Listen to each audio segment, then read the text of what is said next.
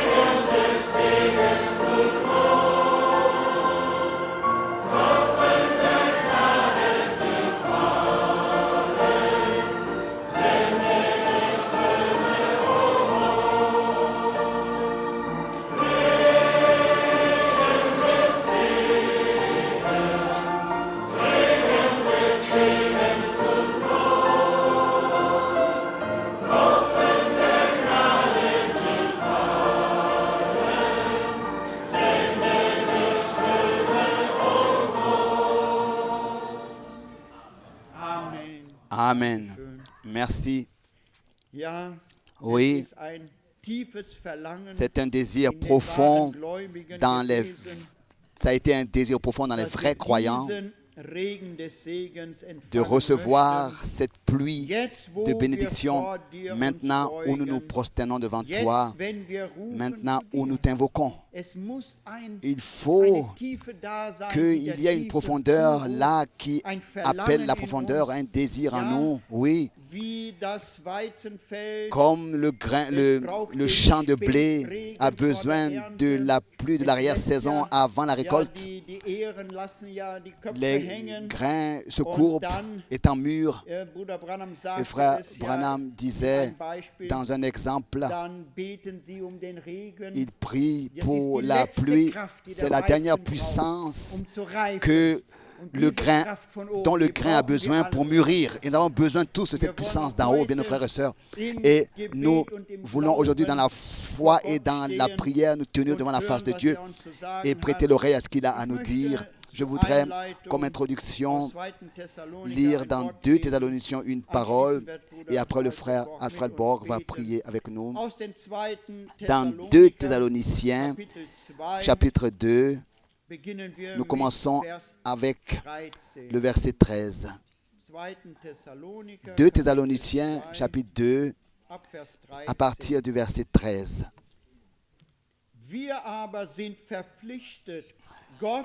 Pour nous, frères bien-aimés du Seigneur, nous devons à votre sujet rendre continuellement grâce à Dieu, parce que Dieu vous a choisi dès le commencement pour le salut, par la sanctification de l'Esprit et par la foi en la vérité.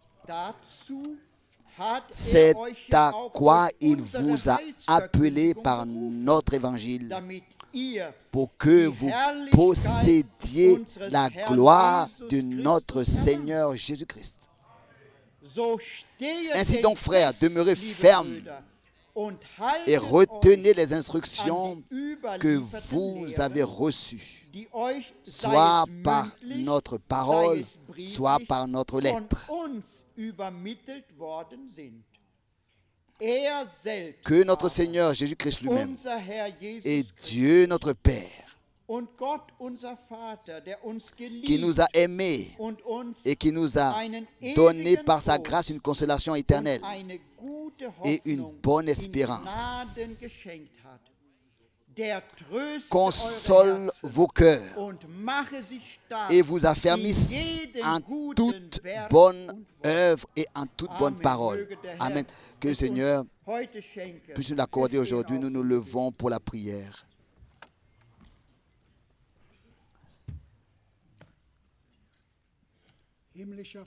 Père céleste, nous te remercions de ce que ce soir, nous pouvons être ici rassemblés en cet endroit, dans le merveilleux nom de notre Seigneur Jésus-Christ. Nous te demandons, viens parmi nous,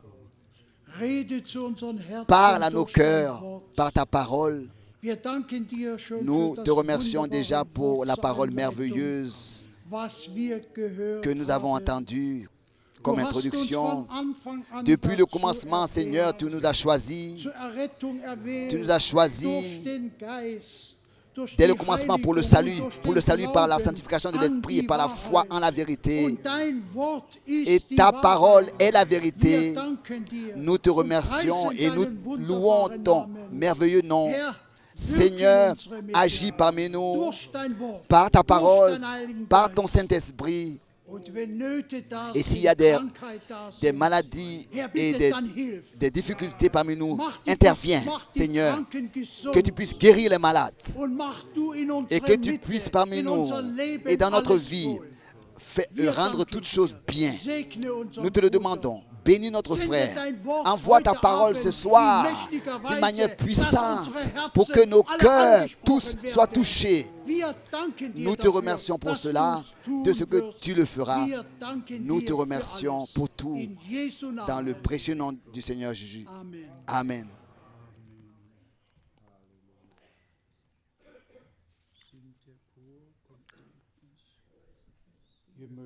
Vous pouvez vous asseoir. Oui, au Seigneur soit la reconnaissance, et cela de tout notre cœur, qu'il soit remercié pour le grand privilège que nous avons d'être réunis ensemble sous l'écoute de la parole, et qu'il nous accorde la foi comme le dit les Écritures. Et la parole qui nous a été lue, nous devons aussi tout à l'heure directement l'observer. Mais d'abord, les salutations fraternelles. Je ne sais pas où commencer et arrêter. Mais d'abord, les salutations du frère Dr Billet. Ensuite, du frère Mwamba de Kolwezi. Salutations de l'Amérique du Sud. Salutations du Pérou, Lima. Des salutations des frères de Boma. Des salutations du frère Cécile, du frère Salomon de l'Irlande et du frère Silet de l'Argentine, le frère Ellis Wendel de Edmonton, le frère Ngonga envoie des salutations adressées à nous tous. Dans 3 villes, dans 3 pays, maintenant un programme est diffusé. Tout ce qui est prêché ici peut être là-bas dans les nations entendu. Et nous avons aussi des salutations de Nairobi, des salutations du frère Groos de Kapstadt, des salutations de la sœur et du frère Anderson de la Nouvelle-Zélande, des salutations des frères et sœurs Cook de Mackay de l'Australie, des salutations de Nigeria, des salutations de Ndola, des salutations du frère Caleb, des salutations du Denver, Colorado, des salutations d'Abidjan, des salutations du frère Jean-Martin, des salutations de la République du Congo, du frère Joseph d'Atlanta, des salutations de l'église de Goma, oui, des salutations du frère Chikapa et de toute l'église, des salutations du frère Étienne Genton, des salutations du frère Motika de Johannesburg, des salutations de Budapest, des salutations de Kigali, du frère Chauffeur, des salutations de Ottawa, Canada, des salutations encore du Congo, des salutations de l'Angola, de Cabinda, encore des salutations de l'Afrique du Sud, des salutations de la Roumanie, des salutations du frère Funda, des salutations du frère Katuka de Durban. Oui, nous sommes presque arrivés à la fin, encore des salutations du Congo. Et ensuite le frère Georges de Bucarest salue fraternellement. En fait, les salutations continuent ici de l'Ouganda, encore de l'Afrique. Oui, nous sommes liés avec le monde entier, avec tous ceux qui ont reçu la grâce de Dieu pour, dans ce temps, entendre et recevoir ce que le Seigneur nous a préparé. C'est vraiment la grâce. Dans le jour de la grâce, reconnaître le message du salut divin prévu pour cet laps de temps, de le croire et ainsi prendre part à ce que Dieu fait directement dans le présent. De ne pas jouer la religion, mais vraiment de trouver grâce devant Dieu, de reconnaître les promesses qu'il a données pour notre temps, de les croire et de voir leur accomplissement et de les expérimenter personnellement.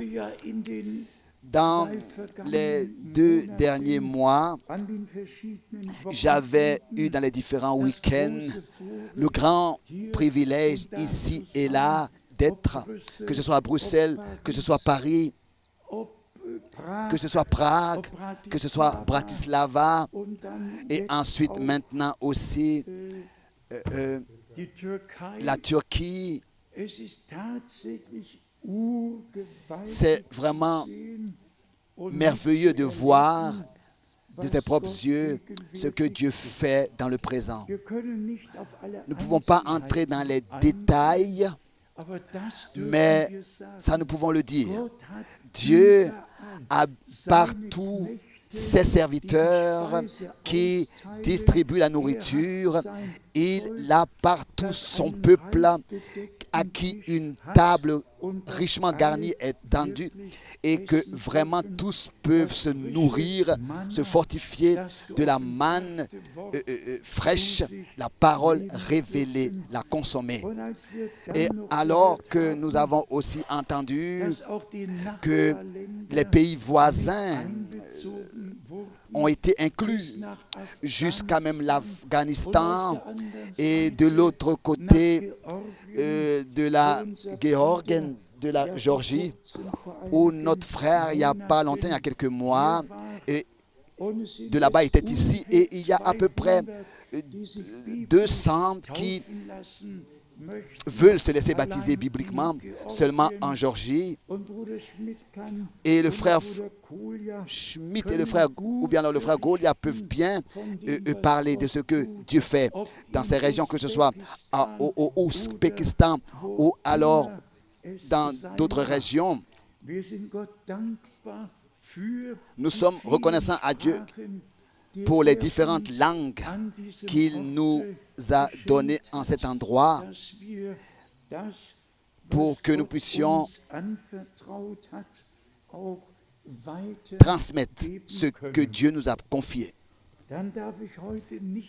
Aujourd'hui, je ne dois pas manquer de saluer tous ceux qui sont ici pour la première fois ce soir, particulièrement de leur souhaiter les bienvenus. Qui est ici pour la première fois? Ici, levez-vous s'il vous plaît, pour que nous puissions particulièrement vous souhaiter les bienvenus. Oui, que Dieu vous bénisse, que Dieu vous bénisse, que Dieu te bénisse, que Dieu te bénisse, que Dieu te bénisse, que Dieu vous bénisse. Oui, que Dieu bénisse, que le Seigneur soit remercié. Oui, oui, aussi là-bas sur le balcon, si le Seigneur vous bénisse. Oui, nous sommes reconnaissants. Et quand nous entendons qu'il y a des frères et sœurs de l'Hongrie qui viennent, vous savez que l'Hongrie est un pays avec des problèmes et il sera comme ça de passage. Les Juifs n'ont jamais été si maltraités qu'en Europe qu'en Hongrie. Hein? Mais Dieu accorde sa grâce à tout. Nous ne pouvons pas entrer dans les détails des choses, mais le Seigneur a son peuple dans tous les peuples, dans toutes les langues, et nous pouvons lui dire merci de ce que l'appel à sortir a lieu vraiment, et que nous, bien alors retentit. Nous avons dans les dernières réunions, ici dites-moi, à Istanbul, nous avons vu en Turquie que pour la première fois, après beaucoup d'années, après plusieurs années, sans avoir été appelés, après le Amen, tous sont venus devant. Je crois qu'il y avait au moins 150 personnes. qui sont venus devant, jeunes et âgés, grands et petits. Et il y a une dame qui disait, je suis dans l'islam, mais je veux que vous puissiez prier pour moi. C'était vraiment merveilleux de voir comment est-ce que le Seigneur a accordé sa grâce et a béni. Et on ressentait que la parole du Seigneur a produit l'effet pour lequel elle a été envoyée. J'espère de tout mon cœur que vous vous réjouissez, vous pouvez vous réjouir avec moi. Et j'entendais justement un amen du frère Gilbert.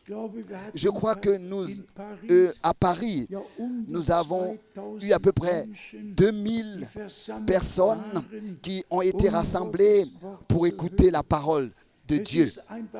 C'est merveilleux. Le Seigneur appelle et maintenant toutes les invitations dans le monde entier pour faire retentir le dernier appel. Et nous sommes aussi particulièrement reconnaissants de ce que dans le monde entier, tous écoutent, peuvent voir, beaucoup écoutent, peuvent voir et être en ligne pour prendre part à ce que Dieu fait ici, dans le présent, sur terre. Et ce serait bien s'ils n'écoutaient pas seulement et qu'ils n'étaient pas seulement en ligne, mais qu'ils puissent voir comment est-ce que l'appel à sortir et la préparation a lieu par la grâce de Dieu. Aussi en ce qui concerne Israël et ce qui se passe avec Israël, nous n'allons pas pouvoir passer le temps là-dessus, mais nous savons tous que toutes ces choses ont été prédites à l'avance, même que Gaza n'existera plus, mais deviendra un désert. Donc, cette lignée de 53 kilomètres de longueur et quelques kilomètres de largeur, cette ligne n'existera plus et deviendra un désert. Mais laissons tout entre les mains de Dieu. Il faut que les choses arrivent telles qu'elles ont été prédites. Les prophéties bibliques s'accomplissent dans tous les domaines. On doit aussi penser particulièrement aussi quand il s'agit d'Israël, le peuple élu de Dieu. Mais l'élection doit être acceptée, doit être reçue. Et à l'élection s'ajoute la foi, ou bien alors va la foi et l'obéissance. Quand sans obéissance et sans foi, il n'y a pas de sens d'être élu. C'est seulement une imagination ou bien une prétention d'être élu. Si nous sommes élus, nous avons la foi et l'obéissance. Ça va à l'élection. Et j'ai lu il n'y a pas longtemps que ce soit l'explication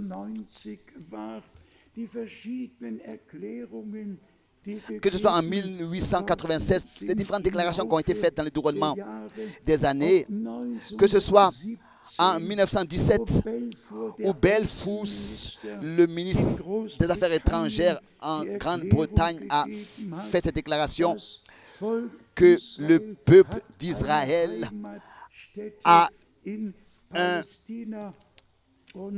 maison en Palestine, donc a une cité en Palestine.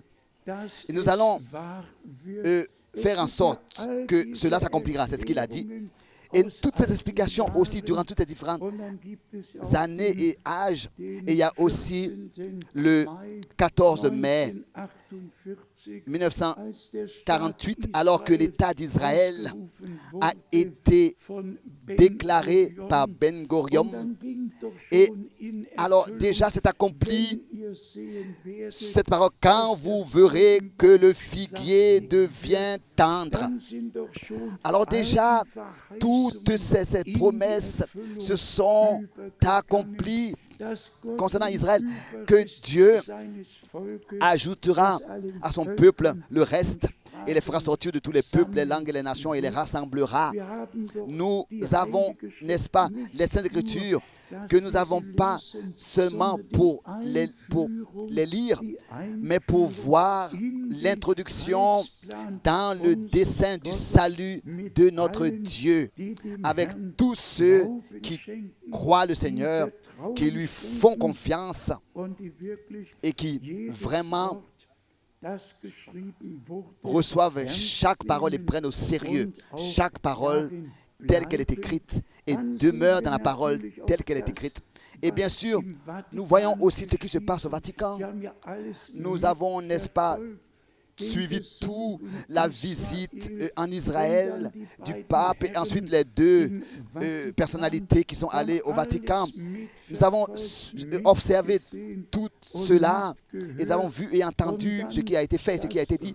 Et ensuite, ce grand statement, donc en gros caractère, union dans la pluralité. Hein? Donc, tout est décoré donc, de couleurs chrétiennes. Et Jean 17, n'est-ce pas, est utilisé. Mais si Jean 17 vraiment est lu avec recueillement, il y a des versets qui touchent le noyau dans Jean 17 qui vraiment nous montrent ce que le Seigneur a voulu dire. Laissez-moi donner un exemple avant d'aller dans cette autre parole, lire quelques versets dans Jean chapitre 17 pour savoir à qui est-ce que le Seigneur a adressé cette parole. Et pas il n'a pas voulu parler d'une union quelconque, de pluralité parmi plusieurs religions et plusieurs peuples, mais comme il est écrit ici dans Jean 17 au verset 6 d'abord, j'ai fait connaître ton nom, ou alors j'ai révélé ton nom aux hommes que tu m'as donné du milieu du monde. Pas quelqu'un de quelconque, mais mon peuple, ce que tu m'as donné, mes fils et mes filles, ils ont gardé ta parole. Et ensuite, la deuxième partie, au verset 8, et ils ont reçu et ils ont vraiment connu que je suis sorti de toi. Pas que j'étais à côté de toi, mais que je suis sorti de toi. Et ils ont cru que tu m'as envoyé.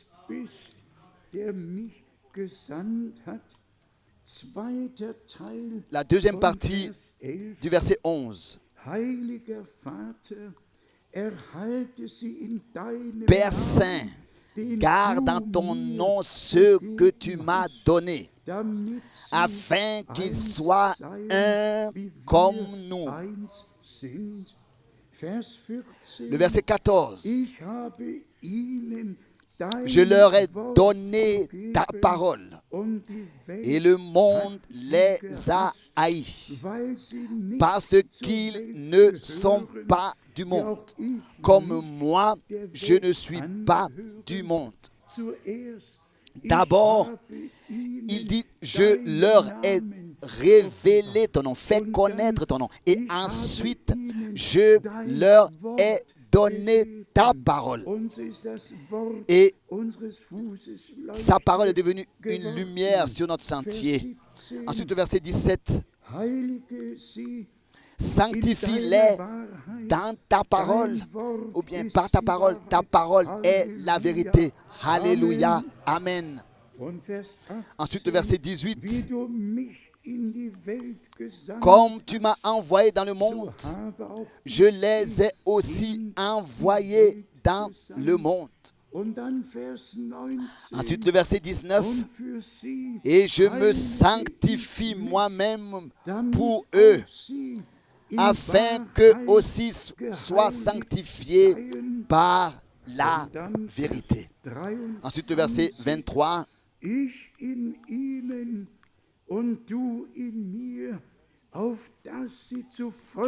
moi en eux et toi en moi, afin qu'ils soient parfaitement un.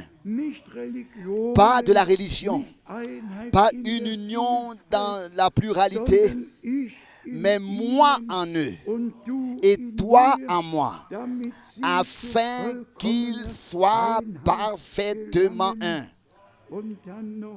Et encore au verset 26,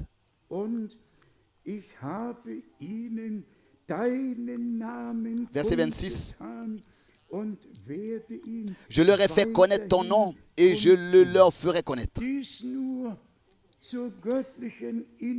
Seulement pour votre information divine, pas une union créée par l'homme,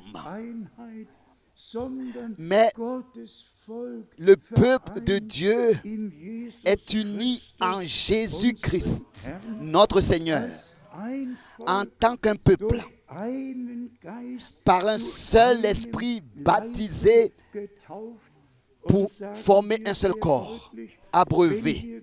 Et disons les choses comme elles sont écrites. Si par exemple il dit, je leur ai donné révélé, fait connaître ta parole. Oui, chaque verset biblique, aussi Matthieu 28, le Seigneur nous l'a révélé. Et si nous allons à tous les 349 communautés chrétiennes et communautés qui maintenant sont unies dans le Conseil mondial des églises, tous ont le baptême trinitaire, l'enseignement trinitaire, le baptême trinitaire, la forme trinitaire. Mais cette forme trinitaire, cette formule trinitaire n'existe pas dans la Bible et pas une unique pratique dans la Trinité existe dans la Bible. Donc ici nous voyons ce qui se passe. C'est une union qui n'a aucun fondement biblique. Elle n'est pas sous Christ, la tête, le chef de l'Église. Mais comme tous nous le savons, il faut que les choses arrivent telles qu'elles sont.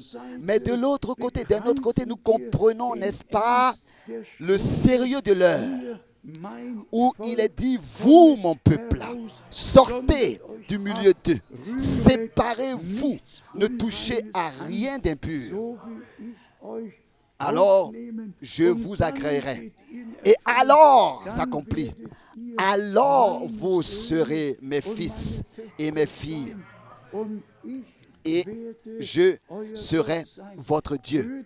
Bien-aimés frères et sœurs, c'est une grâce inexprimable que Dieu nous a accordée dans ce temps de reconnaître les promesses pour ce temps dans lequel nous vivons, de ce qu'il enverrait un prophète comme cela était promis.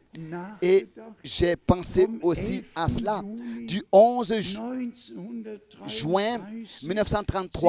Il y a beaucoup d'années qui sont venues et qui sont passées alors que le Seigneur, avec voix audible, a prononcé ces mots, tels que Jean-Baptiste a été envoyé comme précurseur de la première venue du Christ. C'est ainsi que tu seras envoyé avec un message qui sera précurseur du retour de Christ. Toutes ces années sont venues et sont passées. Et je pense à un jour particulier, le 28 février 1963, alors que la nuit et le nuage surnaturel est descendu et qu'il fut pris en photo par des photographes connus dans le monde entier jusqu'à d'une distance de 400 miles, et que ce soit l'article dans le magazine Le Live ou bien le magazine Le Teens, où ils ont écrit un nuage inexprimable sur l'Arizona, au-dessus de la montagne. Et il a été dit à Frère Branham, repars à Jeffersonville car le temps d'ouvrir les 7 sceaux est arrivé. Bien-aimés frères et sœurs, il y a eu des jours particuliers dans la vie des serviteurs de Dieu. Il y a eu des jours particuliers dans la vie d'Israël et dans la vie de l'Église et aussi dans notre temps. Encore un jour particulier, le 7 mai 1946, alors que l'ange de l'Éternel est venu dans la pièce, la lumière surnaturelle a brillé, a illuminé le sol, et l'ange éternel est sorti de cette lumière et s'est adressé à Frère Branham et lui a dit: je suis envoyé à toi de la présence de Dieu pour te donner ton mandat. Et vous connaissez tous le témoignage. Il y a eu dans notre temps des jours particuliers qui étaient en relation avec le dessein du salut de notre Dieu. Et c'est pour cette raison que de tout notre cœur, nous sommes reconnaissants de pouvoir croire ce que Dieu, pour notre temps, a promis, de pouvoir le recevoir et l'accepter, de ce que le retour du Seigneur Jésus-Christ s'est rapproché et que avant son retour, le cri de réveil doit retentir. Le cri de réveil doit retentir. Et celui qui lit Matthieu 25, il arrivera à ce verset particulièrement, je pense le verset 5, où il est dit que les vierges se sont endormies tous. Se sont endormies tous. Que ce soit qu'elles étaient vierges ou folles, tous se sont endormis. Et ensuite, le cri de réveil a retenti. Et ce cri de réveil retentit maintenant. Ce cri de réveil retentit réellement maintenant dans le monde entier. Et tous ceux qui ont une oreille pour entendre ce que l'Esprit dit à l'Église. Maintenant, il s'agit de ça. C'est ce qui est important maintenant, de prêter l'oreille à ce cri de réveil, d'écouter, de prêter l'oreille pour ne pas s'en détourner. On pourrait, n'est-ce pas, résumer tous ces versets bibliques et dire simplement: oh Dieu, tu t'es donné tant d'efforts et tu nous as introduits dans ton dessein du salut. Pas à pas, tu nous as révélé ta parole et tes promesses. Ensuite, nous avons aussi les citations de Frère Branham que nous estimons tous et que nous savons que nous devons les retrouver dans les Écritures pour pouvoir à 100% être certains que nous avons bien compris que ce qu'il a été dit, vraiment, nous l'avons bien compris. Et alors, cela peut se reposer aussi au moins sur 2 ou 3 versets bibliques. Et vous savez à quoi est-ce que je pensais? Dans l'Ancien Testament, il y a eu l'Arche de l'Alliance, et l'Arche de l'Alliance était la chose la plus importante parce que ce que Dieu avait ordonné et ce que Dieu avait dit fut mis dans l'Arche de l'Alliance, et cette Arche de l'Alliance fut portée. Et Dieu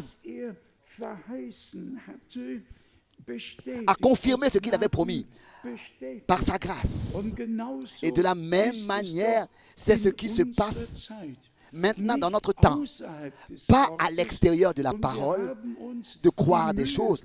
Et nous nous sommes donné cet effort hier, donné cet effort, et nous avons, sur un certain sujet, relu et un peu entendu plus de 300 fois.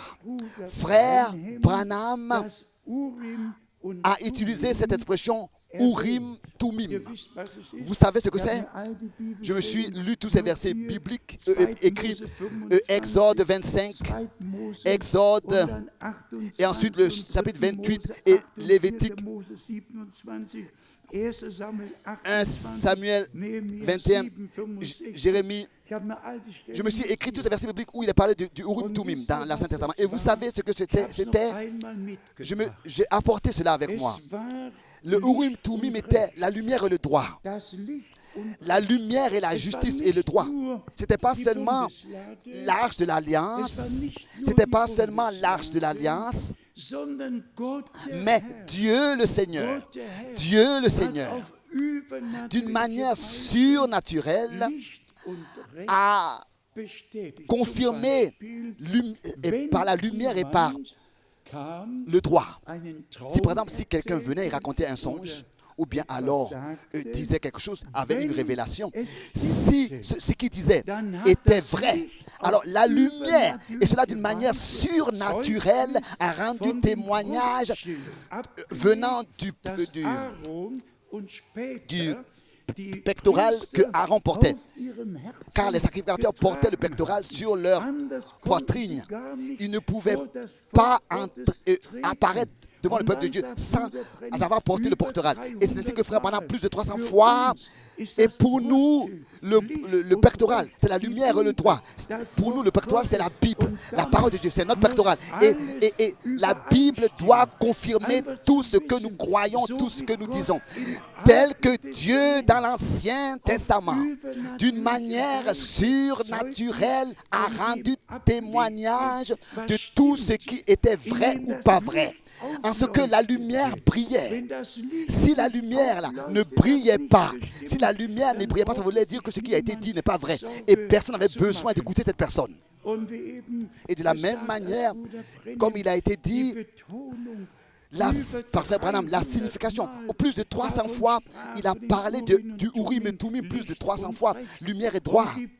Et la Bible est notre Urim et Tumim, la lumière et le droit. C'est ainsi qu'il nous est dit ce que nous avons le droit de croire. Et c'est ainsi que la lumière brille et nous pouvons marcher dans cette lumière par la grâce de Dieu. Beaucoup de choses nous ont été accordées par Dieu. Et de nous, je vous dis que beaucoup sera redemandé lors du retour du Seigneur. Revenons à ce qui nous a été lu dans 2 Thessaloniciens. Nous avons lu à partir du verset 13. Mais s'il vous plaît, soyez attentifs au contexte et de quoi il s'agit dans tout ce chapitre. Il s'agit du jour du Seigneur. Il s'agit de l'homme d'iniquité et de l'impie et de l'adversaire qui s'élève au-dessus de tout ce qui est appelé Dieu ou bien culte rendu à Dieu. On doit lire cela dans son contexte pour savoir de quoi il s'agit. Et ensuite, nous avons dans 2 Thessaloniciens, au chapitre 2, à partir, donc la dernière partie, la deuxième partie, du verset 10 déjà, et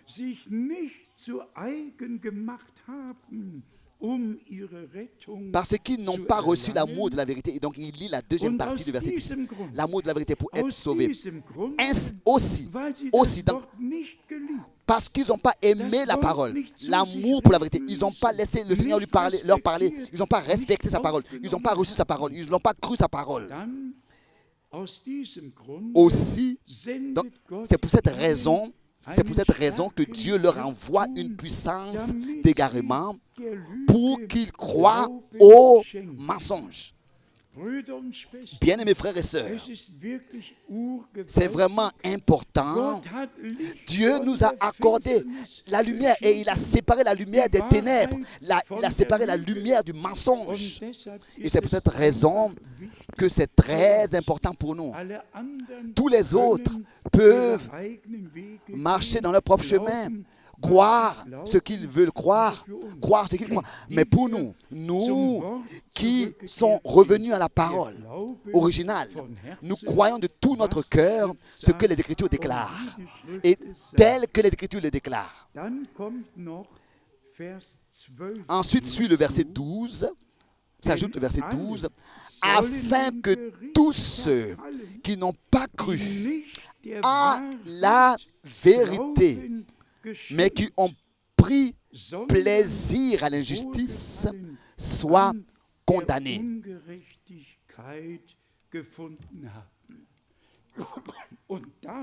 Et c'est après cela que suit, n'est-ce pas, ce verset merveilleux que nous avons lu, le verset 13.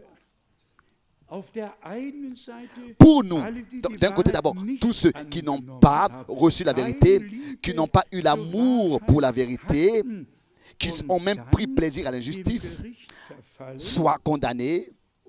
Et ensuite, cela adressé à nous, pour nous, frères bien-aimés du Seigneur, nous devons à votre sujet rendre continuellement grâce à Dieu. Pour quelle raison? Pour quelle raison? Quel est notre devoir principal? Pas seulement de prêcher la parole, mais de rendre grâce, continuellement grâce à Dieu pour tous ceux qui ont cru la prédication. Continuellement grâce à Dieu pour tous ceux qui ont cru la prédication. Et ensuite, la parole aussi produit l'effet pour lequel elle est envoyée à ceux qui la croient. Ensuite, ici, il est écrit parce que Dieu vous a choisi dès le commencement pour le salut, par la sanctification de l'Esprit et par la foi en la vérité. Vous connaîtrez la vérité, vous reconnaîtrez la vérité, et la vérité vous rendra libre. Chaque sujet biblique, et disons cela très clairement, cela commence avec la divinité. Je le mentionne encore une fois.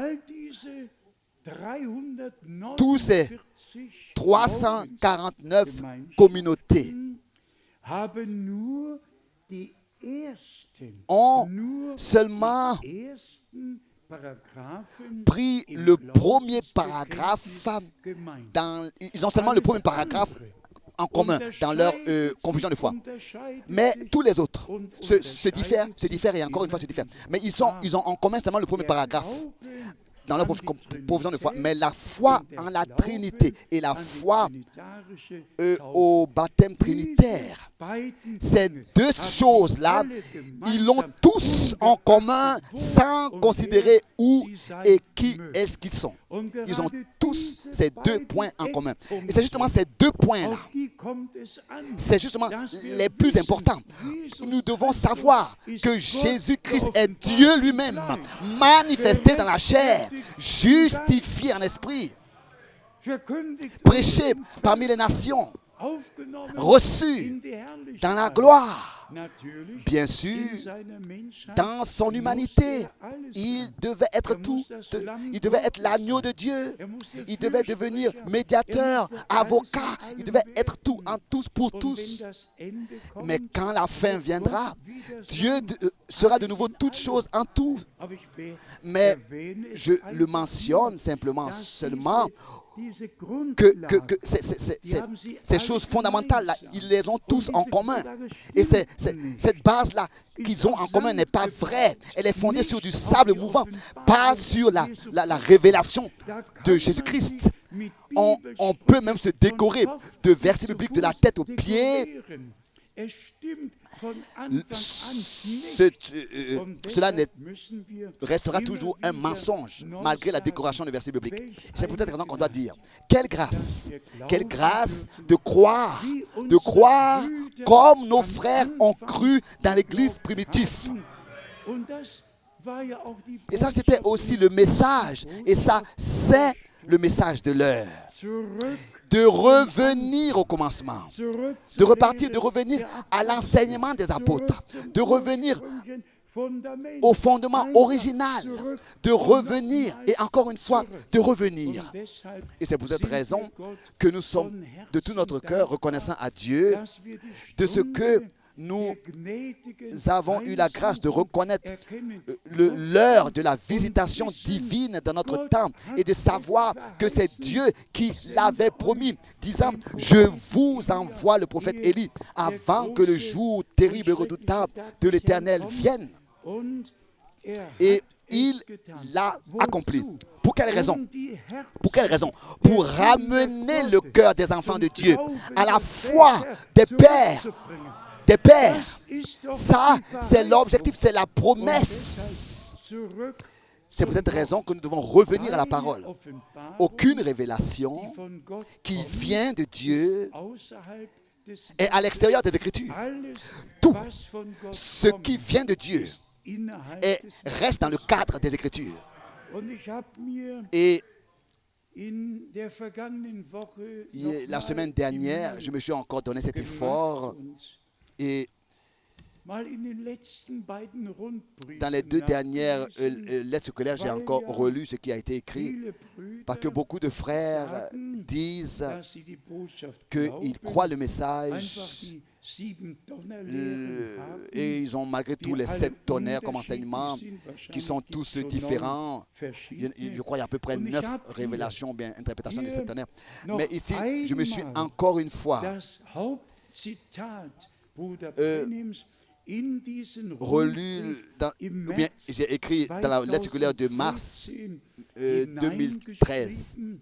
Mars 2013, j'ai relu encore la citation de Frère Branham. Alors que quelqu'un vint à Frère Branham et lui disait si la voix des 7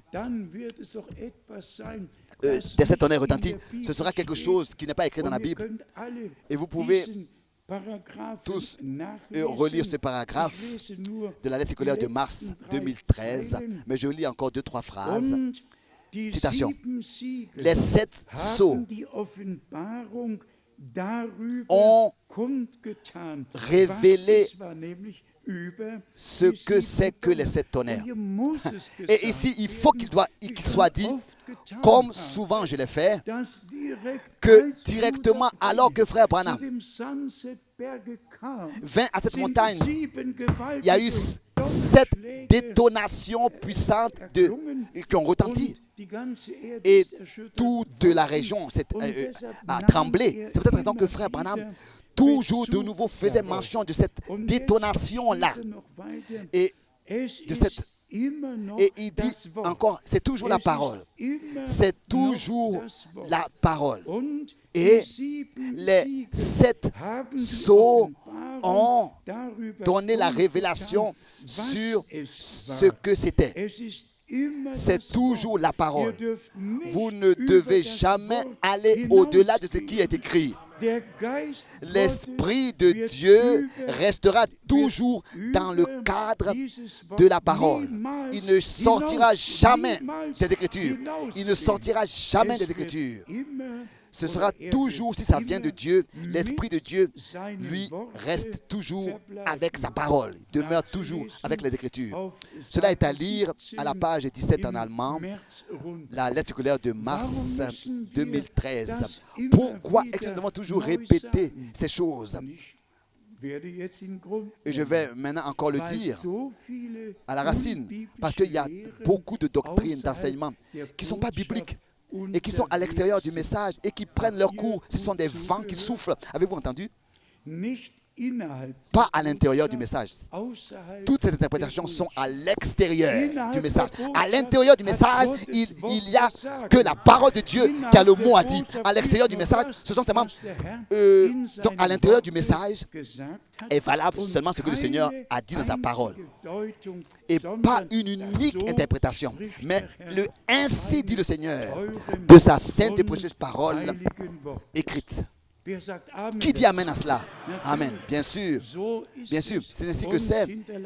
C'est ainsi que ces choses nous ont été transmises. Et c'est ainsi que nous le croyons de tout notre cœur.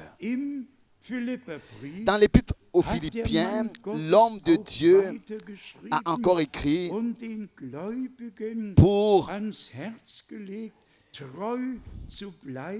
exhorter les croyants à rester fidèles à ce qu'ils ont entendu, car le Seigneur achèvera son œuvre dans les siens pour le jour du retour de Jésus-Christ.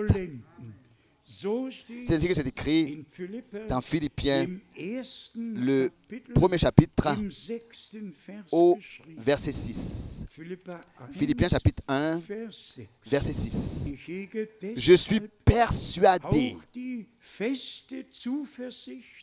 que celui qui a commencé en vous cette bonne œuvre la rendra parfaite pour le jour de Jésus-Christ.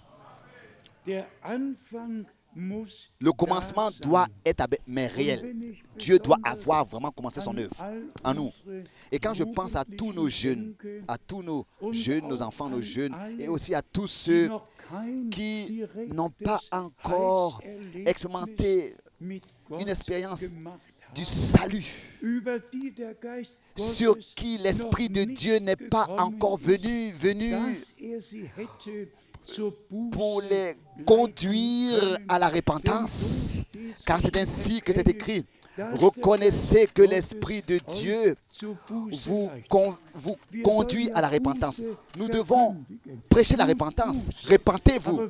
Mais qui peut se repentir? Seulement celui à qui sa transgression est reconnue. Seulement celui qui reconnaît sa transgression. Seulement celui de prêcher la repentance, c'est une chose, c'est simple. Mais il faut que la prédication de la repentance produise son effet. Jean-Baptiste a prêché la repentance. Notre Seigneur a prêché la repentance. Et tous ont confessé leurs péchés et se sont laissés baptiser.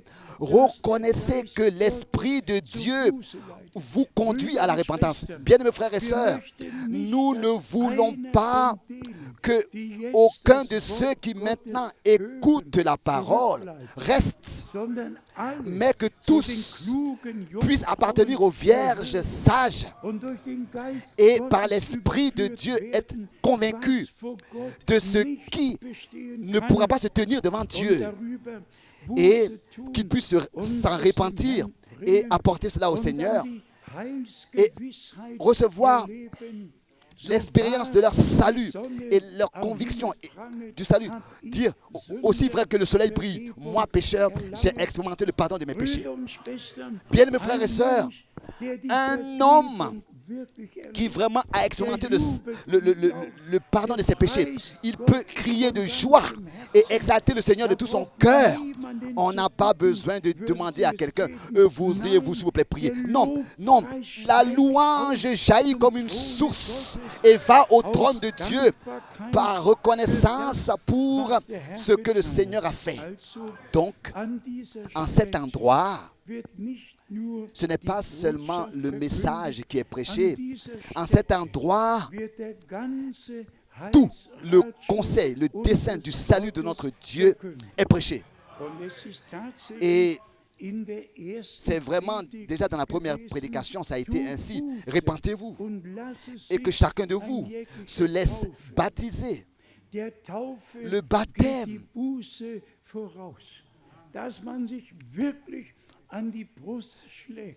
la repentance a lieu avant le baptême. Qu'on puisse vraiment se frapper la poitrine et dire, oh, ma vie est pleine de transgressions. Je viens au Seigneur et je lui demande de me repentir. Je lui demande pardon. Et je dis, le plus beau jour dans notre vie, c'est quand nous avons la certitude de notre foi, de notre salut, pardon. Mes péchés sont pardonnés. Je suis libre, je suis délivré. Jésus m'a accordé la vie. Je suis délivré, je suis libre. C'est un cantique. Alors s'il vous plaît, comprenez cela de la bonne manière. Je veux retrouver tous auprès du Seigneur. Mais on ne peut pas parler de l'achèvement de l'œuvre, de la perfection, si nous n'avons pas eu un commencement avec le Seigneur. Si le Seigneur n'a pas pu commencer son œuvre. D'abord, il faut que le Seigneur ait pu commencer son œuvre en nous. C'est-à-dire qu'il est écrit ici, je suis persuadé que celui qui a commencé en vous cette bonne œuvre, la rendra parfaite pour le jour de Jésus-Christ. Donc, le commencement doit être réel, doit être vrai, authentique. Je souhaite vraiment que l'Esprit de Dieu nous saisisse tous et que tous, encore une fois, nous puissions nous repentir, nous plier devant Dieu et dire, Seigneur, ici et là, ce n'était pas comme ça aurait dû être. Fais-moi grâce et accorde-moi la délivrance. Il y a encore des fardeaux qui ici et là existent. Que nous puissions dire, Seigneur, tel que je suis, c'est ainsi que je viens. Délivre-moi entièrement. Car il est encore écrit, celui que le Fils libère, il est réellement libre. Et c'est pour cette raison que nous devons et que nous pouvons prêcher le plein salut pour que lors du retour du Seigneur, nous soyons prêts pour aller avec lui dans la gloire. Le prochain verset, le verset 10, dans Philippiens chapitre 1, nous dit ici donc, Philippiens chapitre 1, ensuite le verset 10, pour le discernement des choses les meilleures, afin que vous soyez purs et irréprochables pour le jour de Christ. Parfois, nous nous tenons devant des décisions à prendre. Et alors, l'homme de Dieu ici dit pour le discernement des choses les meilleures. Aussi, concernant les jeunes, la jeunesse, ils doivent parfois prendre des décisions pour une profession. Ils doivent prendre des décisions. Qu'aujourd'hui, cela vous soit accordé du Seigneur dans votre cœur. Pour que vous ayez du discernement dans la crainte de Dieu. Dire, bien-aimé Seigneur, décide pour moi et avec moi. Fais-moi connaître ce que toi tu décides. Accorde-moi ta grâce pour que ma décision soit dans ta volonté. Car c'est de ça qu'il s'agit maintenant, aujourd'hui, avec nous tous et en nous tous, pour le discernement des choses les meilleures. Pas seulement un peu ici et là, mais là où il s'agit d'une décision à prendre, que nous puissions consulter l'Éternel, le Seigneur, pour qu'il puisse accorder la décision qui est juste à ses yeux, pour le discernement des choses les meilleures, pour pouvoir apparaître devant sa face avec reconnaissance. Et ici, Paul a encore écrit dans Philippiens, le chapitre 2, Philippiens chapitre 2, verset 16. Portant la parole de vie, et je pourrais me glorifier au jour de Christ, de n'avoir pas couru en vain, ni travaillé en vain. Est-ce que vous remarquez l'importance des choses ici? L'homme de Dieu voulait prendre part à la gloire avec tous ceux avec qui il prêchait la parole, à qui il avait prêché la parole. Il voulait, avec eux, voir le Seigneur. Il voulait être prêt avec tous ceux qui ont entendu la parole de sa bouche. Il voulait que tous soient prêts et que, ensemble, avec eux, ils puissent aller au jour du Seigneur. Et que cela n'est pas notre souhait. Soyez sincères tous. Nous voulons, n'est-ce pas, que tous ceux qui sont ici rassemblés, que tous qui écoutent, que personne ne manque le jour du retour du Seigneur, que tous soient présents quand il reviendra et aillent dans la gloire. Et je suis convaincu que ceci est le temps de la préparation. Et je suis convaincu que dans aucun des cœurs, il y a de la rébellion. Il y a quelque chose qui serait contre ce que nous disons. Mais que tous ont un oui, un amen à la parole. Même s'ils sont faibles et qu'ils ne savent pas encore. Mais nous disons, Seigneur, je te demande, fais-moi grâce, aide-moi pour que je puisse, avec mes décisions, me tenir devant toi. Et maintenant, suit encore la chose merveilleuse au verset 13, dans Philippiens chapitre 2, verset 13. Car c'est Dieu qui produit en vous le vouloir et le faire. C'est lui qui produit cela en vous pour que vous lui soyez agréable. Donc, ce qui est agréable à Dieu, il le produit en nous. Il le met dans notre cœur pour que nous puissions désirer cela. C'est parce qu'il a mis cela dans notre cœur. C'est peut-être maintenant que nous ressentons de désirer cela et nous désirons ces choses. C'est parce qu'il a produit cela en nous, ce qu'il veut. D'abord, il produit en nous le vouloir. Ce qui lui est agréable, il le produit en nous. Il nous accorde le vouloir et il nous accorde aussi la force pour que nous puissions le faire, le mettre en pratique et marcher dans sa volonté. Pour que nous lui soyons agréables. Dieu ne nous donne pas un joug ou bien un fardeau. Dieu ne nous rend pas esclaves et ne nous afflige pas, Dieu nous a accordé la liberté par sa grâce. Et celui qui vient dans cette liberté, il se sentira bien. Il se sentira bien. Car c'est ainsi que Dieu l'a déterminé pour nous tous. Résumons aujourd'hui de quoi il s'agit. Aujourd'hui, si vous entendez sa voix, n'endurcissez pas vos cœurs.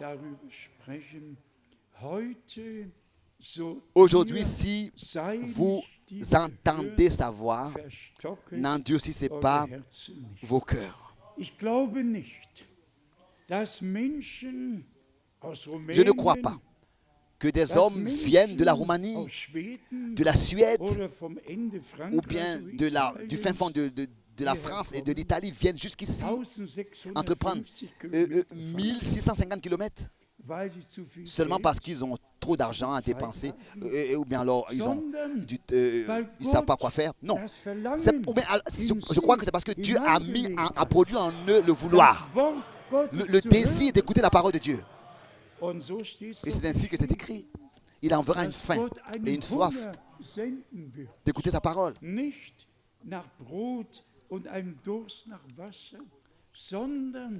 Une faim pas après le pain et une soif après l'eau, mais d'écouter la parole de Dieu. C'est peut-être raison que la parole de Dieu est placée sur le chandelier, est prêchée. Et c'est peut-être raison que Dieu, dans ce temps, agit d'une manière surnaturelle en tous ceux qui reçoivent la parole. Donc, pas seulement dans l'Ancien Testament, l'Arche de l'Alliance, la parole de Dieu, dans laquelle la parole de Dieu fut mise et portée sur les épaules, mais dans le cœur. Maintenant, elle est placée dans le cœur du croyant. J'écrirai, je ferai une nouvelle alliance avec vous et je mettrai mes paroles dans vos cœurs. J'écrirai mes paroles dans vos cœurs. Et ça, c'est la grâce. Pas seulement porter l'arche de l'alliance sur les épaules, mais les paroles vivantes du Dieu vivant, les écouter, les recevoir, les croire et les recevoir révélées. Et c'est ainsi que nous sommes introduits directement dans la volonté de Dieu, placés dans la volonté de Dieu, par l'écoute de sa parole que nous recevons directement. Revenons à 2 Thessaloniciens, chapitre 2. Tous ceux qui n'ont pas reçu l'amour pour la vérité, tous, sans exception, sans exception, vont recevoir une puissance pour croire au mensonge et seront condamnés. Ce n'est pas nous qui allons condamner. Non, ce n'est pas nous qui condamnons. Mais le Seigneur lui-même condamnera. C'est lui-même qui jugera. C'est ainsi que c'est écrit. Tous ceux qui n'ont pas cru à la vérité sur la divinité. Par exemple, vous devez vous imaginer, je me suis aussi noté cela, combien de fois il est écrit dans la Bible concernant le seul Dieu unique, concernant notre Seigneur et notre Rédempteur.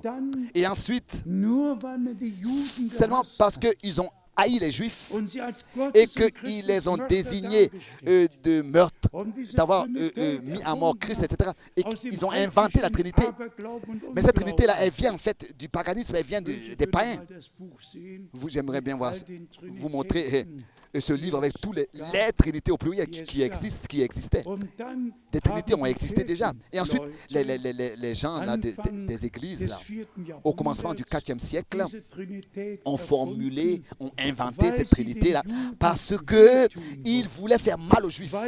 Ils ont inventé la Trinité contre les Juifs. Ils voulaient... Parce qu'ils les ont désignés de cochons et de toutes sortes de noms et de meurtriers et de criminels de Christ.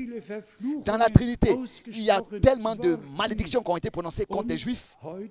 Et ils ont inventé ce dogme contre les Juifs. Et maintenant, tous sont dans la Trinité. Alors que je le disais déjà, pas une unique fois dans la Bible, il y a une pratique qui nous est témoignée, qui aurait été faite sous la formule de la Trinité. Pas une unique. Et Matthieu 28 a été simplement mal compris de ces religieux qui n'ont même pas un appel, qui n'avaient même pas un appel, qui ne savaient même pas où Dieu habite, qui n'avaient aucune idée sur l'Ancien et le Nouveau Testament. Ils ne connaissaient pas les Écritures. C'est simplement une religion d'État qui a été inventée, formée, c'est ainsi qu'elle est restée jusqu'à aujourd'hui.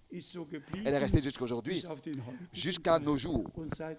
Et soyez sincères, même toutes les églises libres, tous sont aussi dans cet enseignement trinitaire et baptême trinitaire, sont restés. Que ce soit les baptistes, les méthodistes et pentecôtistes, tous, et encore une fois, tous sont restés dans cette formule. Mais Dieu a envoyé son serviteur, le prophète, et lui a dit que toutes ces formules-là sont faites au nom du Père, du Fils et du Saint-Esprit et sont sataniques dans les loges des francs-maçons et que tous ces trucs, la sorcellerie, toutes ces choses sont faites dans cette formule et que Dieu, en tant que Père au ciel, dans le Fils sur terre et dans les croyants par le Saint-Esprit, s'est manifesté, Père, Fils, Saint-Esprit. Et je vous dis que personne n'a été baptisé dans la Bible, dans ces titres, Père, Fils, Saint-Esprit. S'il vous plaît, tous ceux qui ne sont pas encore baptisés au nom du Seigneur Jésus-Christ, qu'ils saisissent cette occasion ce week-end pour se laisser baptiser. Aussi déjà, en 1948, j'avais été par le prédicateur baptiste Richard Spreer, j'avais été baptisé 3 fois. Mais au moment où j'ai entendu le prophète de Dieu prêcher, et à l'époque, frère Branham avait fait cette expression vraiment crue. Il a dit, tous ceux qui sont baptisés dans cette formule trinitaire sont catholiques.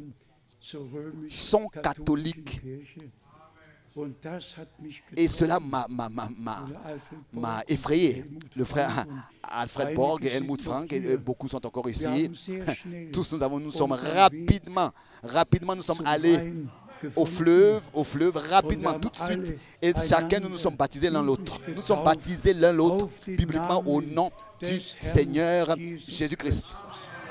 Bien, mes frères et sœurs, ceci est le temps de la décision à prendre. Pas de remettre à demain et du temps pour réfléchir, mais de dire Seigneur, l'arche de l'alliance est ouverte. La parole est révélée, a été révélée. Nous devons revenir à la foi originale, telle que les apôtres et les prophètes l'avaient, aussi concernant la Trinité et la divinité. Et que cela soit dit aussi, Actes des Apôtres 2, verset 42. Et ils demeuraient, ils persévéraient dans l'enseignement des apôtres, dans les prières, dans la brisure du pain et dans la communion fraternelle. Tout doit revenir au commencement. Il n'y a pas de discussion nécessaire. Ce n'est pas nécessaire. Seulement la foi et l'obéissance à la parole de Dieu.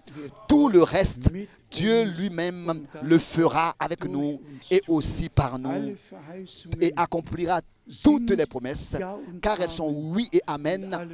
Et toutes les promesses vont trouver leur accomplissement en nous. Et nous passerons de la foi à la vue. Notre Dieu est un Dieu fidèle. Je vous dis, et cela au nom du Seigneur, aussi certain que Dieu nous a révélé sa parole, nous a accordé sa parole par sa grâce et nous a révélé sa parole. Et aussi certain que dans la foi, nous avons reçu cette parole. Et que dans la foi et dans l'obéissance de la foi, nous suivons le Seigneur. Nous le suivons lui. C'est aussi certain que nous allons aussi voir l'accomplissement de la dernière promesse.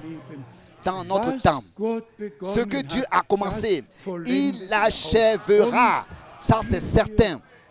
Et comme nous l'avons lu dans Philippiens, il le fera pour le jour de Jésus-Christ. Et je souhaite que la chorale chantera tout à l'heure. Oh, quel jour ce sera. Quand notre Seigneur reviendra pour nous prendre, pour nous faire sortir de ce corps et que pour toujours nous serons auprès de lui dans la gloire. Je vous lis encore cette parole que vous pouvez prendre avec vous aussi dans Philippiens du chapitre 3 verset 20. Philippiens chapitre 3 verset 20. Mais notre cité à nous est dans les cieux, d'où nous attendons aussi comme sauveur le Seigneur Jésus-Christ.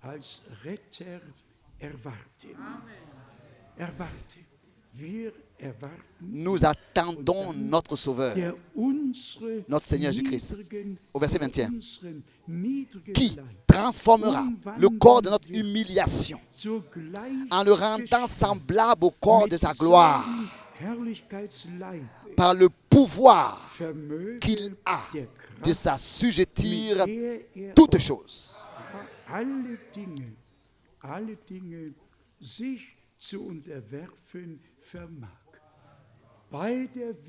Lors du retour de notre Seigneur,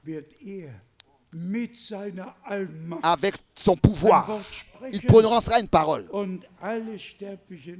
Et tous les corps mortels vont entrer dans l'immortalité et vont rajeunir. Dieu a appelé à l'existence tout l'univers par sa parole. Il n'y avait rien qui existait. Rien. Tout était néant. Il a prononcé une parole, il a dit. Et ce qu'il a dit, c'est accompli. Il a appelé à l'existence ce qui n'existait pas.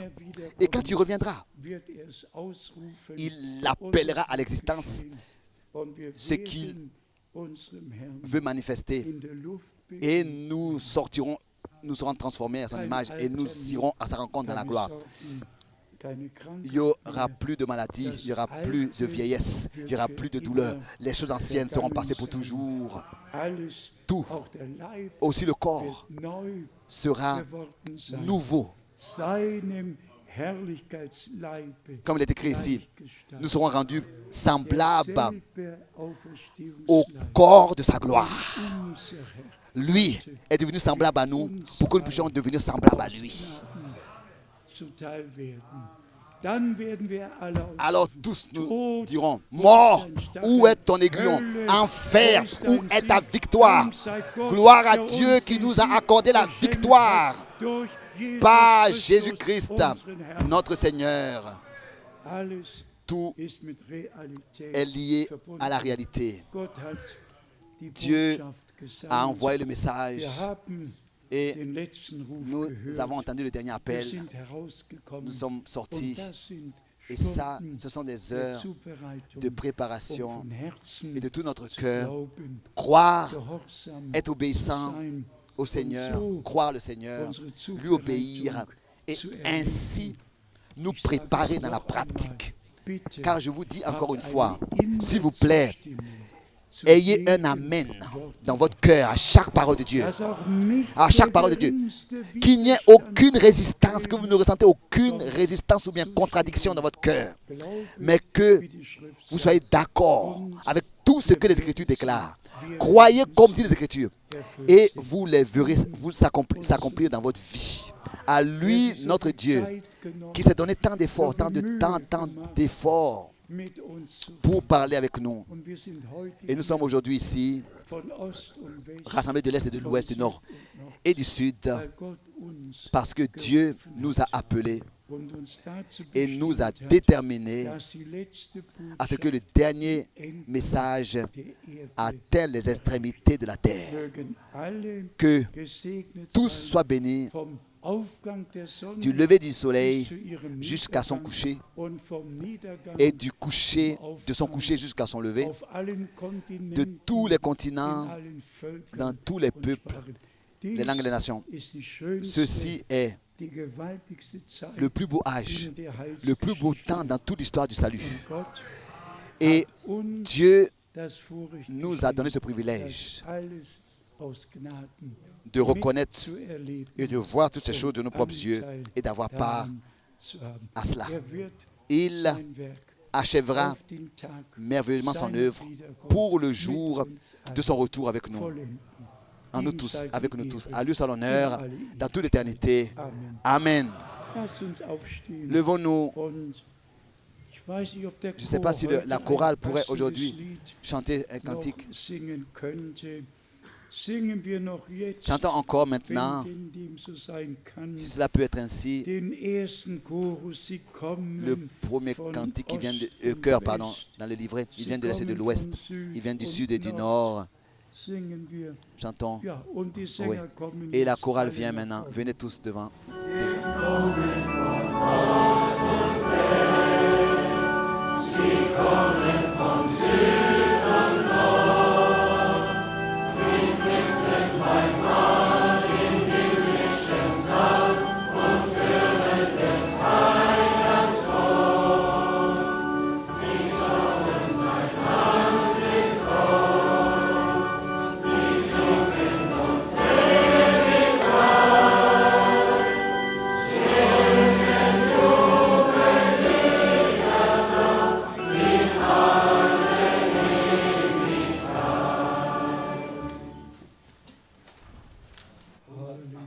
Alléluia.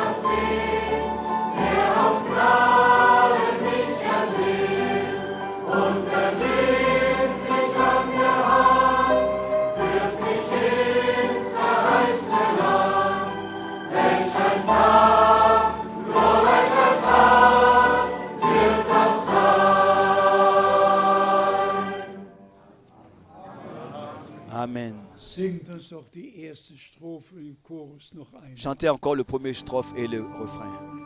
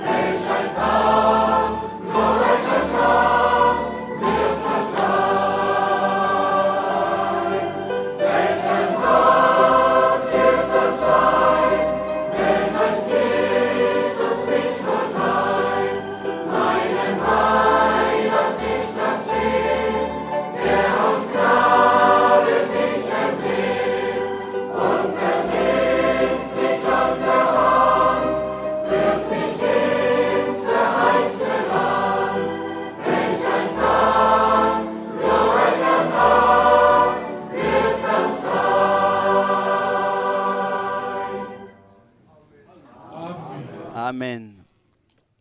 Amen. Habt ihr noch ein Lied? Avez-vous encore un cantique? Amen. Amen. Ja. Oui. Oh. Oh. Halleluja. Alléluia.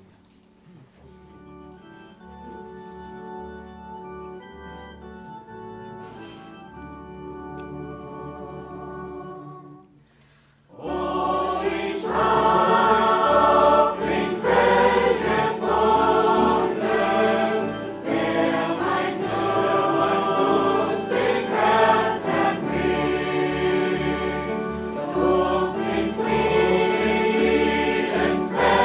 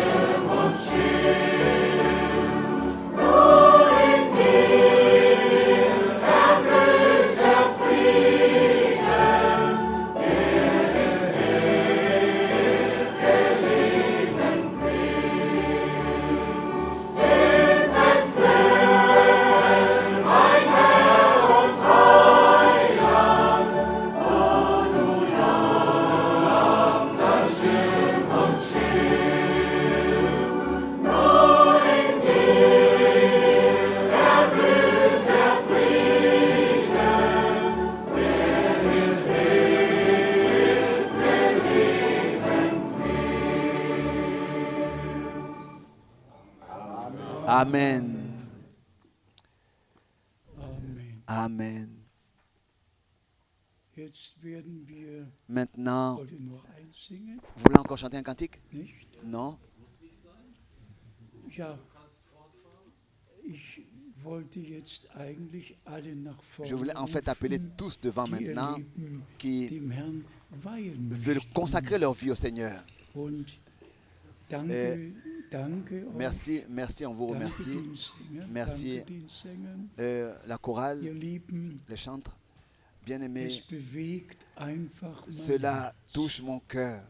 Und ich bin Et je suis überzeugt, convaincu dass dies que der Tag ceci ist, est le jour an dem Gott mit uns dans lequel gesprochen Dieu nous a parlé. und alle, Et besonders alle particulièrement Jugendlichen, aber wer tous immer les ihr jeunes, sein mögt, qui est-ce que vous wenn soyez, ihr spürt, si vous ressentez dass ihr euer Leben que dem Herrn vous neu weihen devez sollt, d'une manière nouvelle consacrer votre vie au Seigneur, vous pouvez maintenant venir devant so et nous chantons tel que je suis, so sans muss es rien sein. de moi. Wir können alle Vous nach pouvez vorne tous venir kommen. devant. Ja. Oui.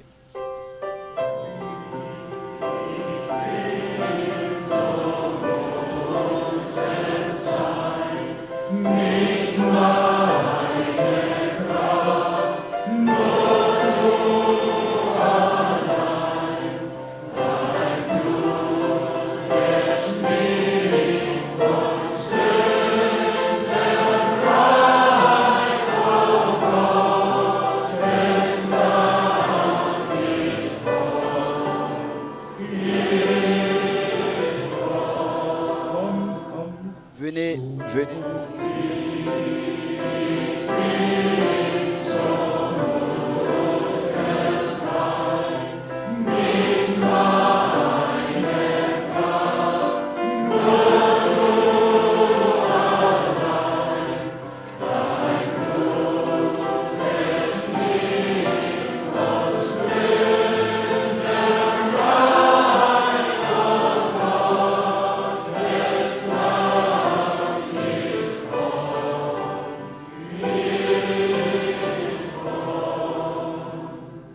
Und unser Herr Et notre Seigneur hat es sehr, sehr deutlich a dit gesagt, de manière très claire, wer zu mir kommt, celui qui vient à moi, den werde je ich ne nicht le rejetterai pas.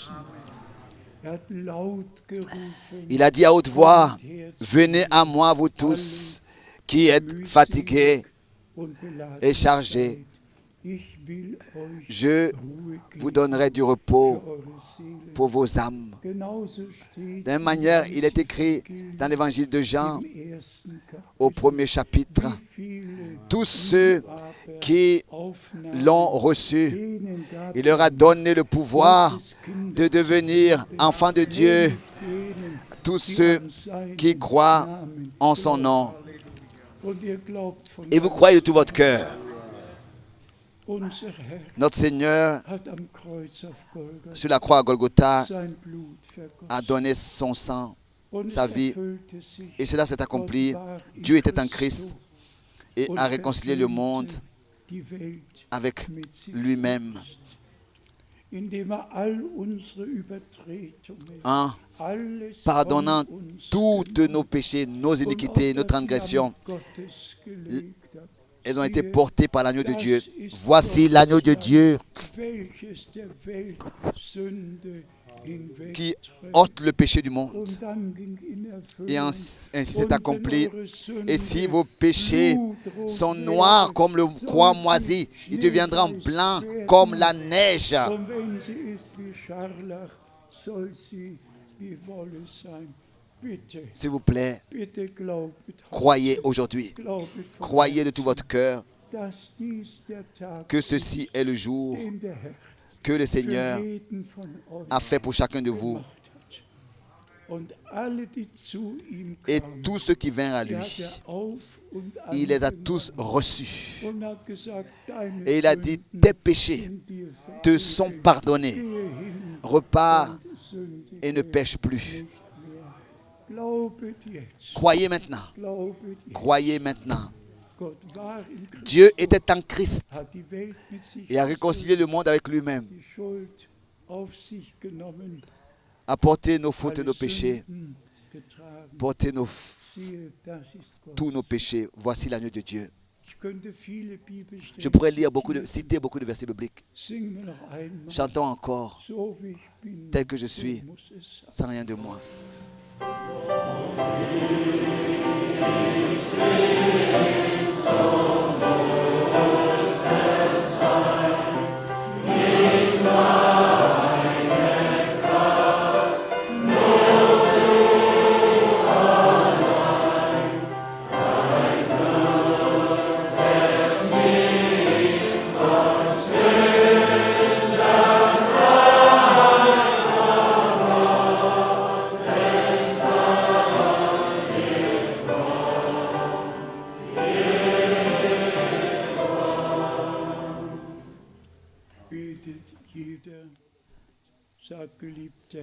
Et ouvrez vos bouches, chacun, priez, dites, Seigneur, je viens à toi. J'accepte la rédemption, j'accepte le pardon, j'accepte ce que tu m'as accordé. Fais-moi grâce, pardonne-moi, agrée-moi. Je veux t'appartenir. Sauve mon âme. Pardonne-moi. Priez ainsi, tel que Dieu le met dans votre cœur. Ceci est l'heure que le Seigneur a fait. Bien-aimé Seigneur, je te consacre tous ceux qui sont venus à toi. Agrée-les, accepte-les, accorde le pardon, accorde la rédemption, la délivrance, la grâce et le salut. Je te remercie pour ce jour que tu as fait pour nous tous, que tu as fait pour nous tous. Je te remercie de ce que tu as pardonné tous et que tous ont reçu la réconciliation et que maintenant tu leur accordes la foi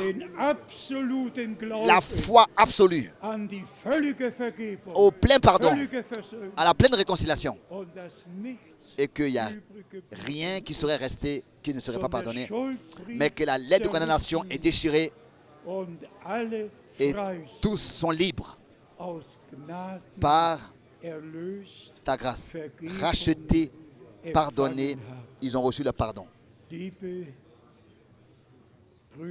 Bien mes frères et sœurs qui êtes venus ici devant, et tous ceux qui écoutent, qui voient, ceci est le jour que le Seigneur a fait pour vous.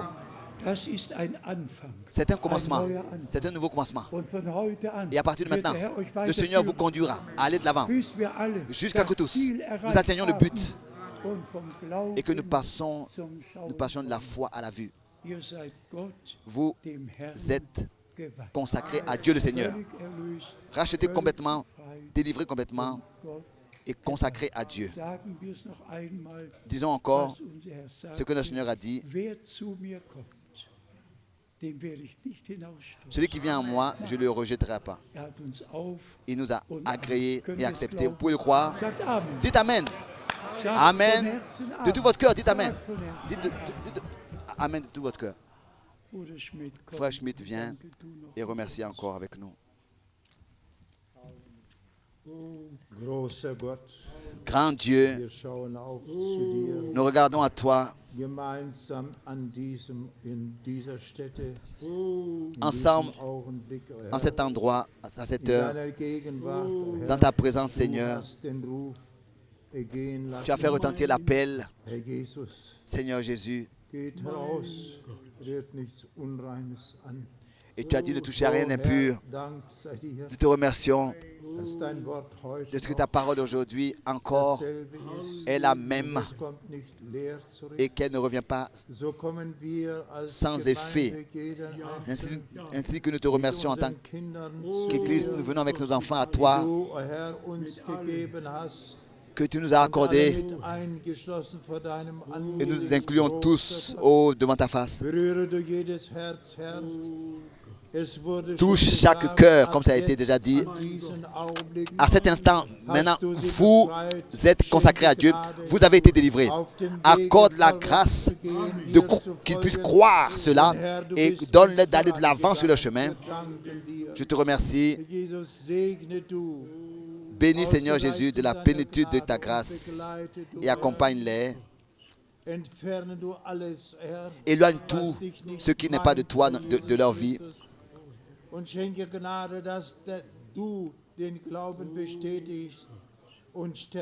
Et accorde-leur la grâce, que tu puisses fortifier leur foi, leur accorder la foi et la fortifier. Bénis encore la plénitude de ta grâce pour l'honneur de ton nom. Amen.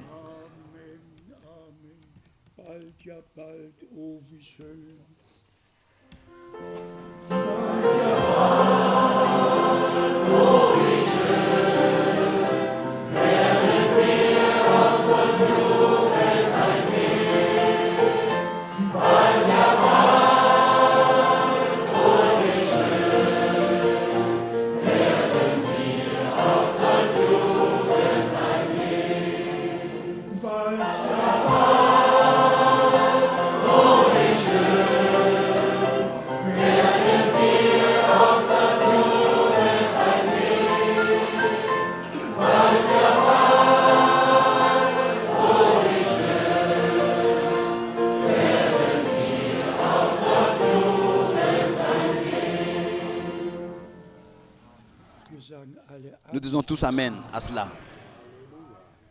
Vous savez à quoi je pense maintenant? À l'expérience merveilleuse, alors que j'avais été pris de mon corps, sorti de mon corps, et que j'ai vu l'enlèvement, j'ai été enlevé, et j'ai vu l'enlèvement, et j'ai toujours hésité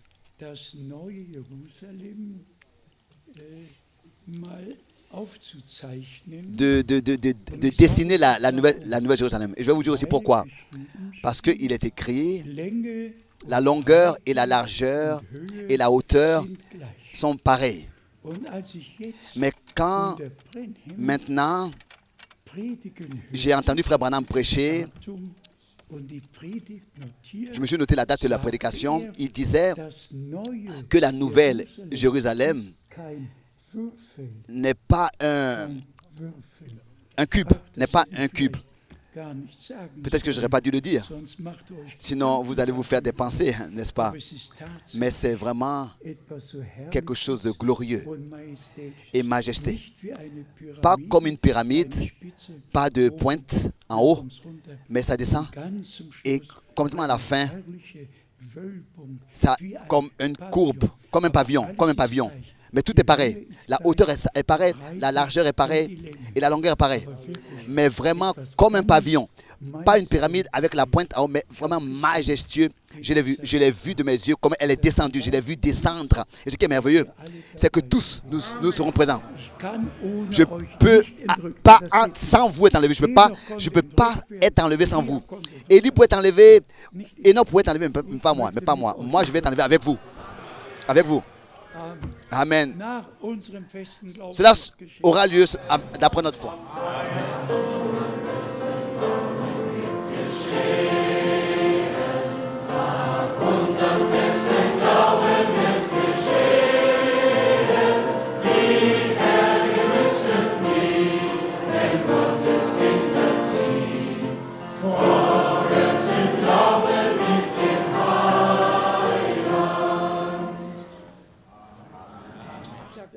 Dites Amen tous.